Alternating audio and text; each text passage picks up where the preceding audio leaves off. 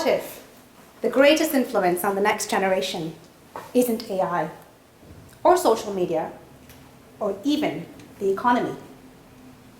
What if it's us, the adults, the ones they watch, the ones who shape culture without even realizing it? Because what we model becomes their mirror. What we normalize becomes their blueprint. This isn't just about parenting.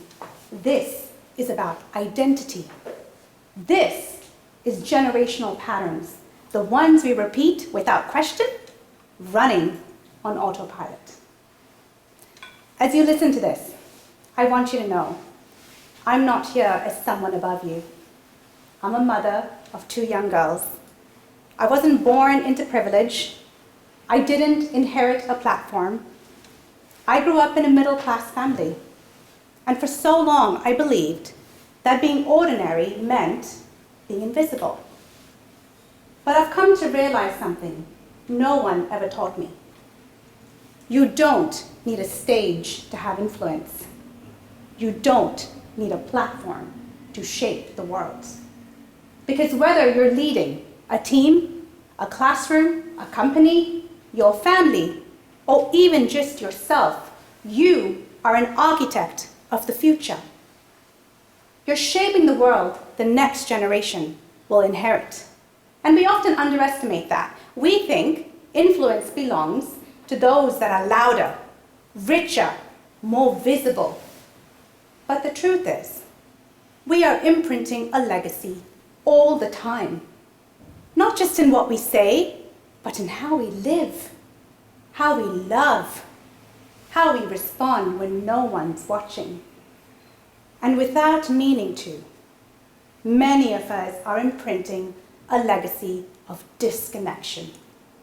We're not just handing over devices, we're handing over ways of thinking, of coping, of connecting. Modeling isn't always intentional, but it's always absorbed. And the next generation is looking at us. So I had to ask myself a hard question. And today, I ask you, what are you really passing on? Before I tell you what shifted for me, I want to take you back to a time before the noise, before screens, before constant notifications. When connection wasn't complicated, it was simply how we lived. I grew up in Kuwait, in a big Indian family with Portuguese roots. When the Gulf War hit, we relocated to India. 3 generations, 1 roof, 1 kitchen. Shared bedrooms, loud voices, laughter, arguments, and yet deep, undeniable connection.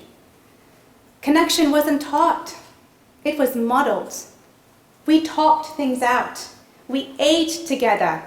We knew how to sit in silence without needing to fill it. We danced, we played, and we welcomed drop-in visitors with open arms. Maybe you can remember those days too. I know I do. And that legacy still lives in me, because to this day we show up for each other.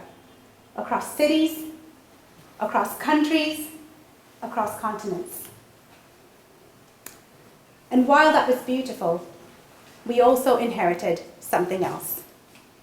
Strict discipline, cultural silencing, especially for girls. We were taught to serve, not speak, to obey, not question, to stay small, even though we had something to say. And now, as a parent, I carry both the warmth of connection and the weight of what went unspoken.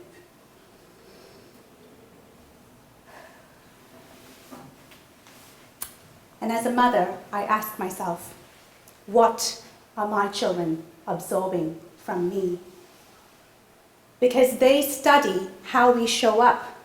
They internalize what we prioritize.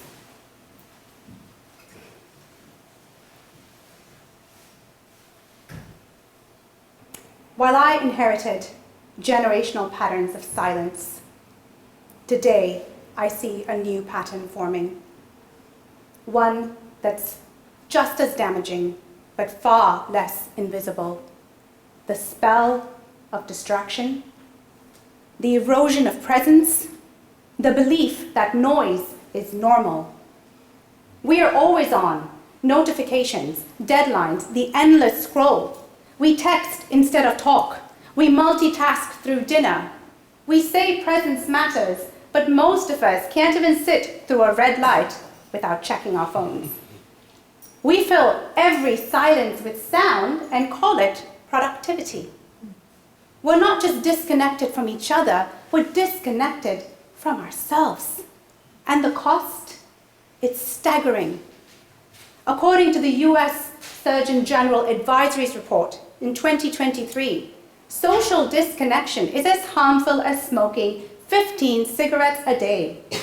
The World Health Organization echoes this and notes that it raises the risk of depression, dementia, stroke, and even early death, all while weakening families, workplaces, and communities.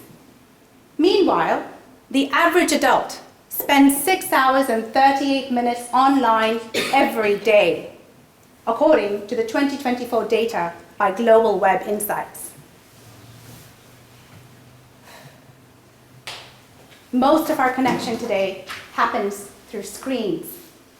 No wonder tone gets lost in text. Conflict is ghosted instead of resolved. We are overstimulated, overwhelmed, and under-connected. And the cost is not just mental health. It's the erosion of self-worth. It's the collapse of resilience. It's the normalization of numbness. This is the greatest battle of our time, the battle for our attention.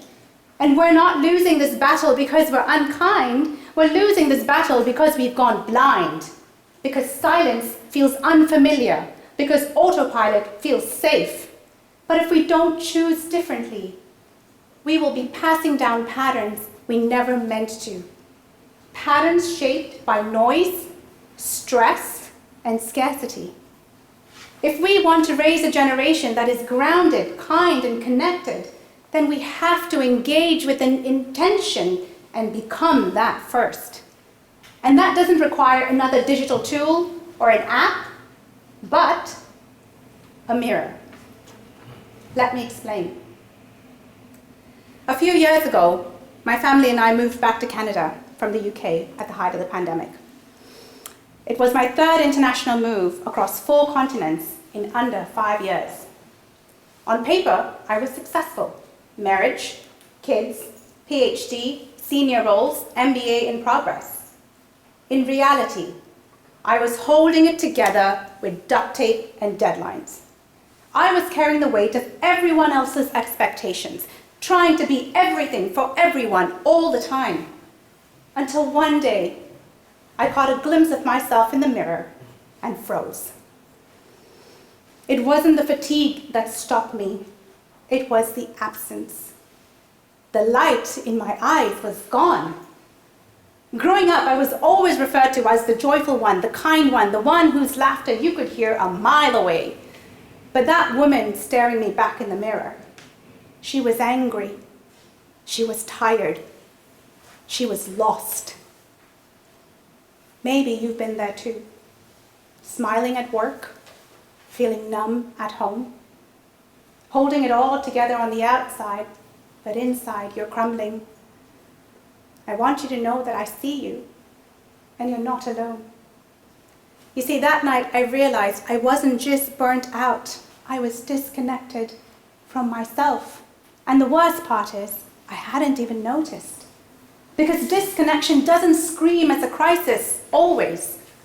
Most of the time it's quiet. It's snapping at your loved ones. It's feeling numb when life is full. It's living on autopilot and calling it normal. But what we don't often realize is that you cannot lead, love, or live fully if you've ghosted yourself. We're so busy tending to everything outside, deadlines, emails, expectations, that we stop listening to what's in here. And until you look inward, you will keep modeling the habits, the beliefs, and the legacies you never meant to pass down. Because you will never change what you are too afraid to conquer. But what you confront, you can conquer. That night became a turning point for me. And over time, I created a simple practice that I call my mirror method moment. It's built on 3 questions. They sound simple, but they cut deep. The first question is, who are you performing for? Before I could answer that, I had to recognize something important. So much of what we do, the roles we play, the goals we chase, the way we speak isn't always driven by purpose. It's driven by performance. So when I finally asked myself, who am I performing for? The answer hit hard. It was everyone. My family, my co-workers, my culture. I was presenting a version of myself that I thought they needed to see. But in that moment, I remembered, as a woman of faith, I'm not here to perform for the crowd. I'm here to reflect the one who created me. To live for alignment, not applause. To serve, not strive. The second question is, what belief is keeping me here? Behind every performance is a belief you have absorbed, inherited, or never stopped to question. For me, those beliefs were, if I don't do it, no one will. If I stop, it all falls apart. And being needed means I'm worthy. I kept thinking that saying no was selfish, that asking for help meant that I was weak. But you cannot be everything to everyone and still be something to yourself. That was a rude awakening that I had. That worthiness does not come from the outside, from achievement. It comes from within, from alignment. My third question, who do I want to become? We don't ask that enough. We ask, what's next? What's urgent? Not who am I becoming? But that night, I did not want to be the woman staring me back in the mirror. I wanted to be someone who led with love, who chose presence, who remembered who she really was. And when I committed to living out those answers, everything shifted. I didn't become perfect. I became present. I came home to myself. That's the power of a mirror moment. It doesn't just show you who you are, it reminds you of who you were created to be. But this isn't just about me, this is about you. Because so many of us are performing for someone. So many of us are carrying beliefs that hold us back and that reach a point where the person in the mirror looks like a stranger. So tonight, I invite you to pause, to look in the mirror. No phones, no filters, just you. And ask yourself, who am I performing for? What belief is keeping me here? And who do I want to become? And if you're struggling with those answers, you're not failing. You're finally seeing. Because awareness isn't weakness, awareness is power. And reconnection doesn't begin with your team or your kids or your friends. It begins with you and a mirror.